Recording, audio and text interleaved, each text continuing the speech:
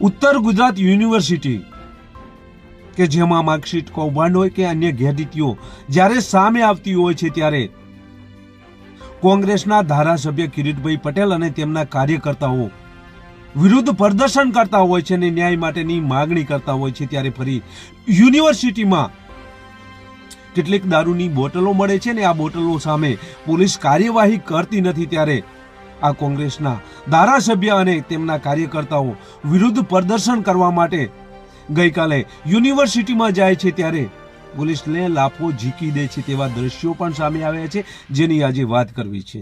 નમસ્કાર, ક્રાઇમ આવાજ ન્યૂઝમાં તમારું સ્વાગત છે અને હું છું તમારો નાનજીભાઈ ઠાકોર। આમ તો પાટણ ઉત્તર ગુજરાત યુનિવર્સિટીમાં અનેક વખત માર્કશીટ કૌભાંડ હોય કે અન્ય ગેરરીતિઓ હોય આ તમામ પ્રશ્નો જ્યારે સામે આવતા હોય છે ત્યારે કોંગ્રેસના ધારાસભ્ય કિરીટભાઈ પટેલ અને તેમના કાર્યકર્તાઓ ક્યારેક ભૂખ હડતાલ ઉપર બેસે છે તો ક્યારેક રેલીનું આયોજન પણ કરતા હોય છે અને આ આયોજન ન્યાય મેળવવા માટે કરતા હોય છે ત્યારે ઉત્તર ગુજરાત યુનિવર્સિટીમાં કેટલીક દારૂની બોટલો મળે છે તેનો વિડીયો વાયરલ થાય છે અને કોંગ્રેસના ધારાસભ્ય અને તેમના કાર્યકર્તાઓને આ બાબતે ખબર પડે છે ત્યારે કોંગ્રેસના ધારાસભ્ય કિરીટભાઈ પટેલ અને તેમના કાર્યકર્તાઓ ધરણા ઉપર બેસવાની તૈયારી કરે છે। ન્યાય માટે તેઓ યુનિવર્સિટી પહોંચે છે પરંતુ પોલીસ યુનિવર્સિટીનો ગેટ બંધ કરી દે છે ત્યારે આ ઘર્ષણ થાય છે। પ્રથમ આ દ્રશ્ય જોઈએ ત્યારબાદ ચર્ચા કરીએ।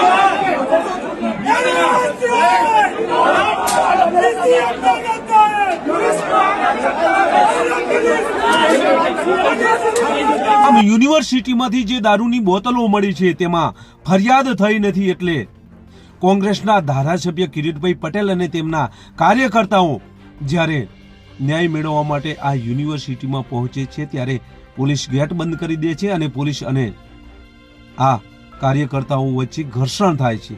તેવામાં કોંગ્રેસના એક કાર્યકર્તા પોલીસને લાફો ઝીકી દે છે તે વિડીયો ખૂબ વાયરલ થઈ રહ્યો છે। તો આ પ્રથમ વિડીયો જોઈએ અને ત્યારબાદ કોંગ્રેસ ધારાસભ્ય કિરીટભાઈ પટેલે શું કહ્યું એ પણ સાંભળીએ।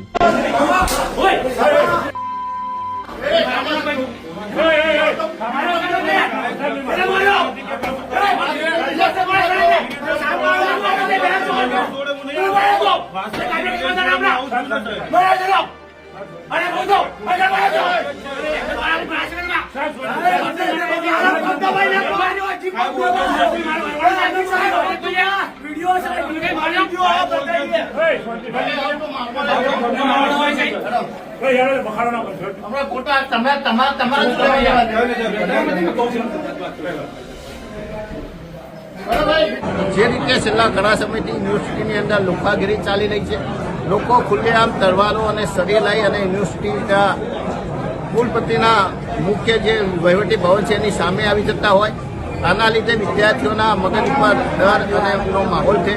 બીજી બાજુ યુનિવર્સિટીમાંથી વારંવાર દારૂ પકડાતો હોય.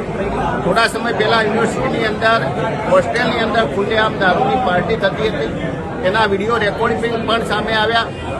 જે રીતે દારૂની મહેફિલ માણવાવાળા લોકો એ અધિકારીની હાઈકોર્ટના અધિકારીની ખોટી ઓળખ આપી, જે યુનિવર્સિટીના પ્રોફેસર ઉપર ગાડી ચડાવી દેવાની કોશિશ કરી છતાં પણ કુલપતિ કે પોલીસ કોઈ કાર્યવાહી કરવા માંગતી નથી.